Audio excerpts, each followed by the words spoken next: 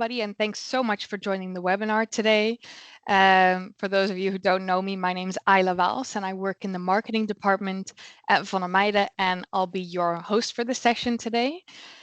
Um, well, AI is everywhere in the headlines, but the real question is, how do we turn that promise into tangible, measurable business value?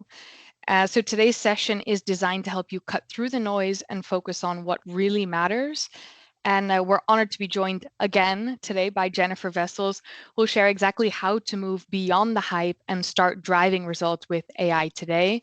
So whether you're a decision maker, innovator, or leader, we hope to give you a roadmap to integrating AI effectively and achieve immediate business advantage.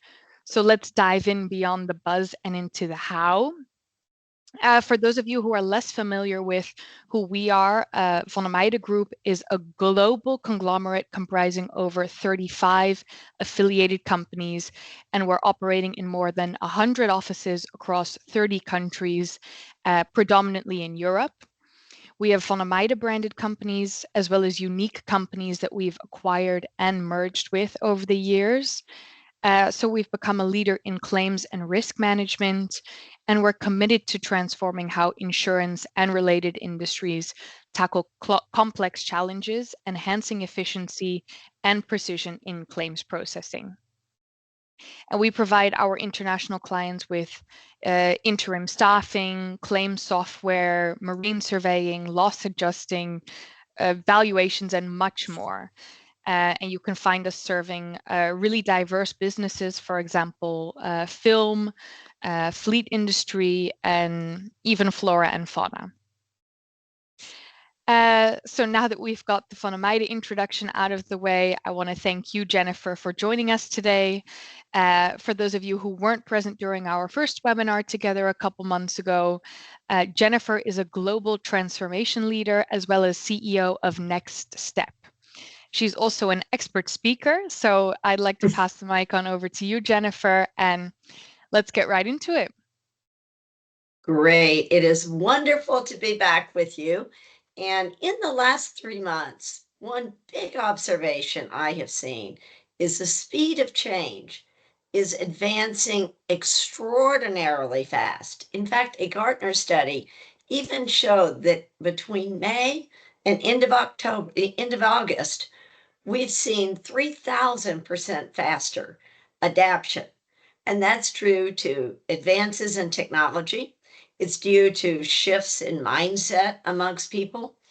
And it's due to the significant investments in AI. Just since the beginning of 2025, 5 trillion US dollars have been put into AI development, implementation, and experimentation. Now, as I work with companies ranging from MetLife to Swiss Re to startups in healthcare, the big question is this good or bad? Is this hype or is this truly a change? My answer is yes. It is both, depending upon how you look at it. There is a lot of hype around things like agentic AI. There's news articles, there's discussions that these are agents that are going to take over the world. I don't believe that. I believe that AI, whether it's basic GPT-5, Chat GPT, assistants built into Microsoft, Adobe, ServiceNow, those are simply software tools. And agentic AI is a nice, buzzy, soundy, sexy word for the idea that is implemented today of connecting these various AI assistants together to create more of the concept of an agent that can not just provide information, i.e., asking Chat GPT, what should I make for dinner tonight? But an agent can connect multiple requests and together into a workflow. Let's take a simple example. Most people today have probably experimented either with something like a chat GPT or let's say a Microsoft Copilot.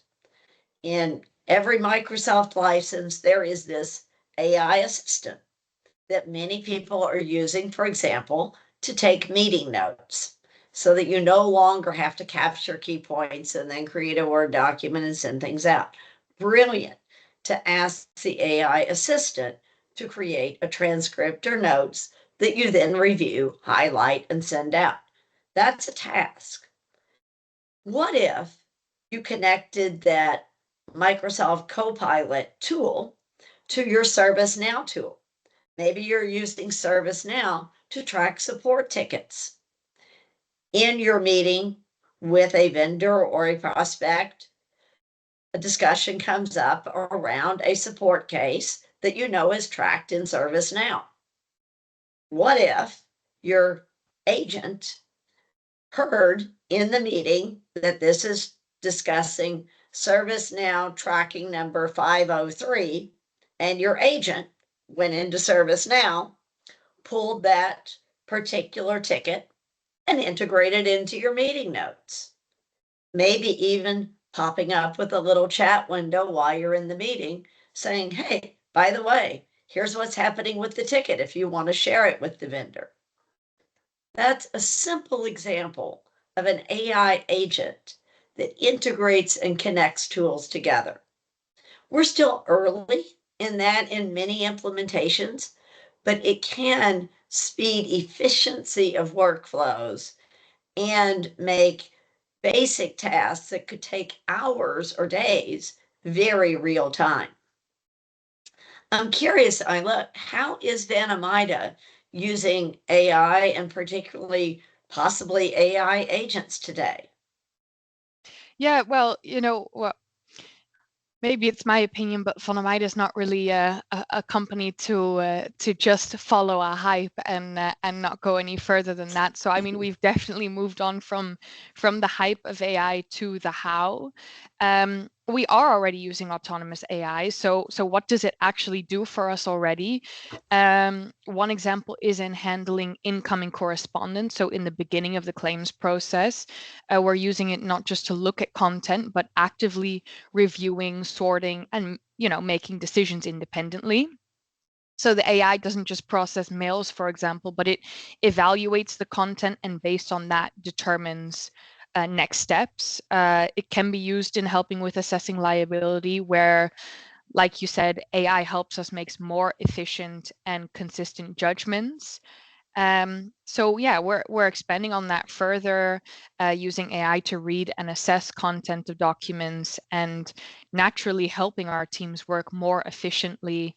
And it's all about the symbiosis, and we just want our people to be able to put their attention towards more complex cases. So yeah.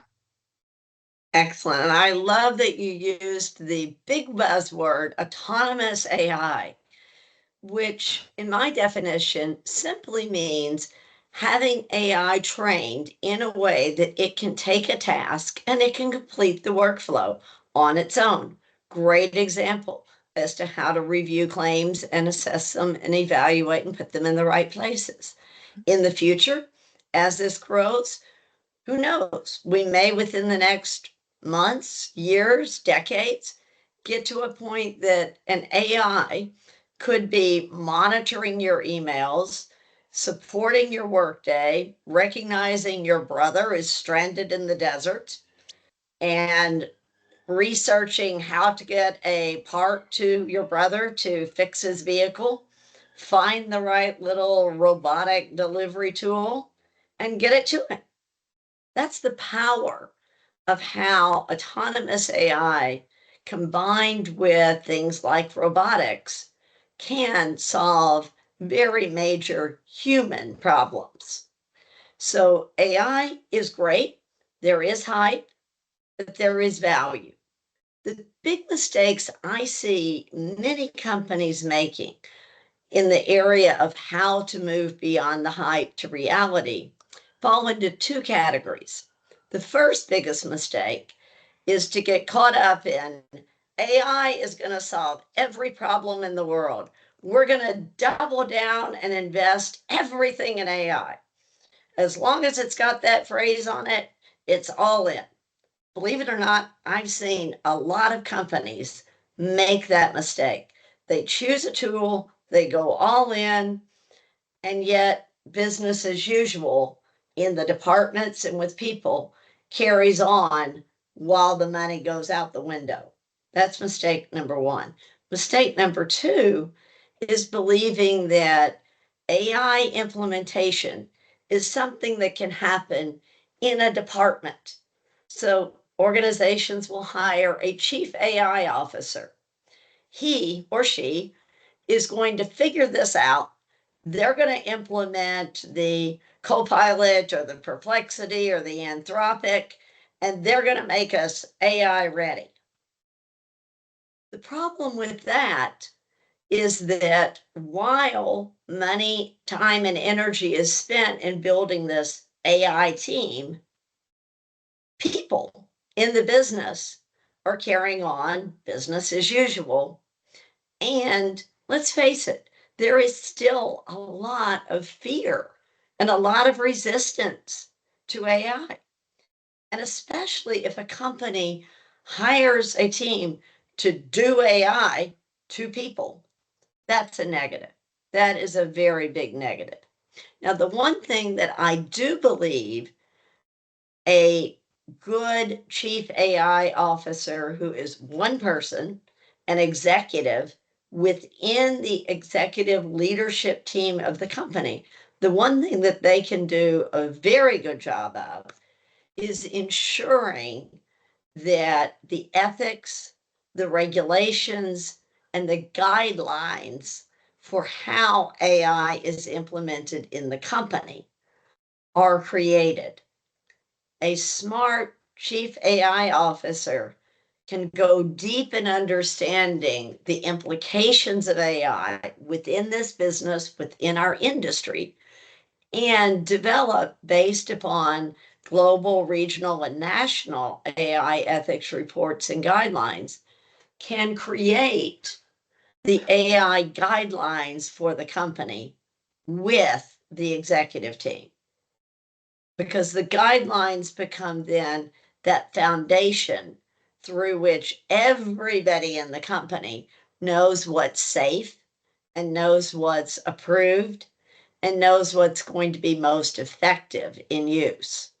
So that's the main role of the chief AI officer, develop those guidelines, but then move beyond guidelines to the people, the real people that can be freed from detailed, repetitive tasks that they really don't like doing anyway through leveraging AI. And with people, make sure it's clear to everyone in the company what the AI guidelines are. And those guidelines should include very specifics as to which AI platforms and large language models, LLMs, are acceptable to use. I do recommend that companies determine through exploration, determine one or two core tools or platforms that are their corporate AI LLMs. That could be a Copilot, it could be an Anthropic. There's a wide variety. But assess how your company can best use AI to solve business problems. Choose the right tool for your company and teach the people in the organization which tool to use, what kind of data to upload or share with it, and teach them how to explore in a safe way use of these tools. AI is something that we have to each become confident in how we use. And the best way to do that is to learn by doing. But as we learn and explore AI further, it's very important to remember that the human and the brain and the context and the knowledge that we have of people, the intuition that we have of what works and what doesn't, that is extremely important when using AI.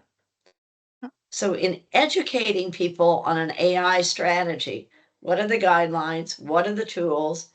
How are we going to support you as you explore use?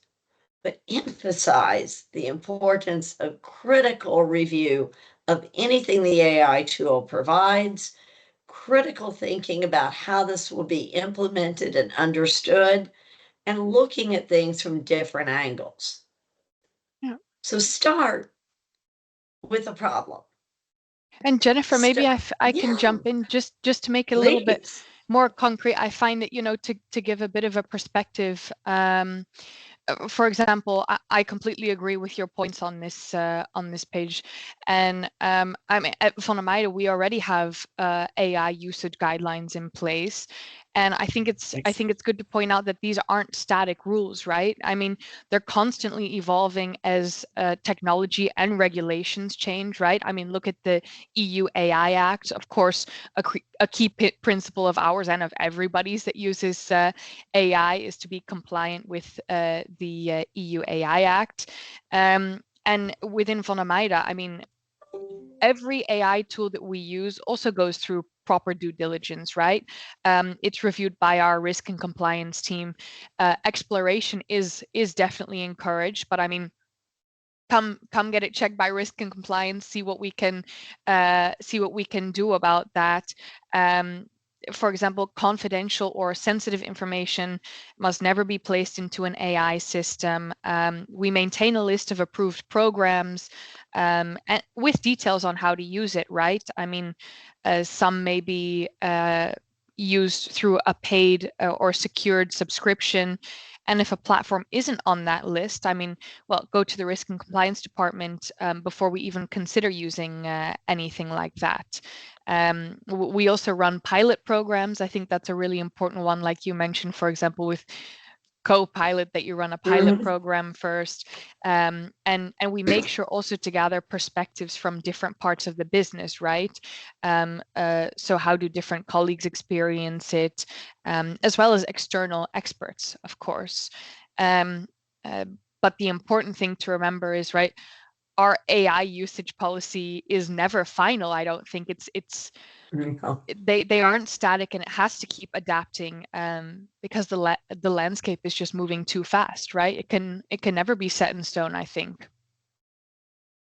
It's extremely well said, and I completely agree that we're really at the very early stage of growth of AI across a global society. So this is an ongoing process, which is another reason why I feel that it's fundamentally critical that AI is something that is adopted throughout the company, that everyone understands the guidelines, everyone is part of constantly reviewing and Yeah. suggesting areas that maybe need to go into the guidelines, other tools that need to be evaluated and looked at. It's a dynamic process. Very, very good examples. Thank you for sharing that. Thank you. So, for those that have not yet dived in as far as Van Amida has, I would suggest starting out not with the technology, but with a team within your organization that has a problem, something that is taking time, that's impacting people, either restricting their ability to get their jobs done, it's causing dissatisfaction, maybe even it's causing people to leave because they really don't like doing these kinds of tasks. Look for something that is repetitive, done over and over, like taking meeting notes or reviewing communications or processing claims, something that is structured, because AI's effectiveness is enhanced through good structured data. something it can dig through, it can analyze, it can find patterns, and it can learn from. And look for something that you can easily measure the results. How many claims did we sort today compared to 6 months ago? We sorted 5,000. We used to sort 500. That's results. Something that is clear and measurable. And once you've identified that problem, then go back to the specifics of which AI tools are approved within my company that might be able to do this task. And then set up a simple pilot to explore. In my work with companies that are embarking on this journey, I often establish what I call a tiger team. And that is a small group between 3 to 6 people within the business. There may be one person from IT, but otherwise it's people that are in the business facing this challenge, designing workflows, managing individuals that are doing the task that you want to enhance. So that small tiger team comes together. They may meet daily, they may meet weekly, and they explore the various tools that could be used. So if you have 5 people in a team, you might have 3 different tools that they divide up, and they do a simple little pilot and they try it. See what the results are against those measurable criteria that you've defined. And then based upon that process, they can then determine which are the tools that we believe are best. They then write up the instructions for how to use the tool to solve this problem. And they're in a position to then go back into their departments and empower others to solve this same problem using the tools they have explored. Start small. Start with something that is real, because in using this approach, people within the organization get the experience of exploring and trying and solving problems with AI versus having an AI department tell them this is the tool and you need to use it. People are the most critical element of a successful AI implementation. People that think critically about how they're going to use it, follow the guidelines, and are willing to jump in and learn by doing and delivering real measurable results. That's what leads to a happy team that is truly empowered by AI, that does those tedious, repetitive tasks, solves those difficult problems, while the people are released to go forward and deliver the real value that they can bring to their company. Creativity, innovation, problem solving, empathy, customer service. That's the advantages of people in this AI world. What do you see in Ameyde on that?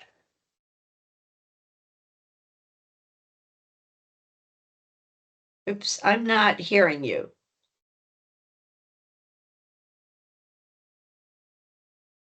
Can you hear me now? Yes. Okay. Had a moment of Okay, thinking great. I'd gone deaf. The invisible mute. All good now. Yeah, I mean, as we said, we don't see AI as a hype anymore, and I think it's great that you mentioned it just then. I think the real business value is that AI then takes over those small tasks and that our people can proceed to show that real business value. I mean, it just helps in streamlining processes. It accelerates our decision making, and eventually leads to enhanced customer experiences. So I think that's how you see the achievable, measurable results. And like you said, I mean, the success does not just depend only on technology, but on the responsibility, on critical thinking, on collaborating. I mean, collaborating successfully in between departments within a company, right? And of course, the combination and the symbiosis of our people and our machines, right? So I think we've learned that a couple things are really essential in this process, and that's starting small, right? There's no need to take a gigantic bite right away. So start small with concrete use cases. Um, Always focus on the measurable ROI, and of course ensure that there is always human insight and oversight, and that that ethics remain central, right? I think those are the most important points, and I think those lessons have allowed us to deliver immediate results while building for the future. Yeah. Excellent, excellent. So, just in conclusion, I believe, and it sounds like then Ameyde is demonstrating, you can go beyond the hype by identifying the purpose. Why are you using AI? What is the problem you're trying to solve? Exploring based upon the AI guidelines, allow people to explore broadly within that structure. Just try it. Small doses, one small problem at a time. Measure the results.